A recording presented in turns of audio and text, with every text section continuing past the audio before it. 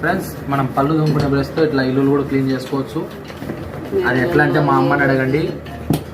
మాకు ఈ ఐడియా ఎట్లా వచ్చిందని మీరు ఆలోచించే బదులు మీకు రాలేదని బాధపడండి.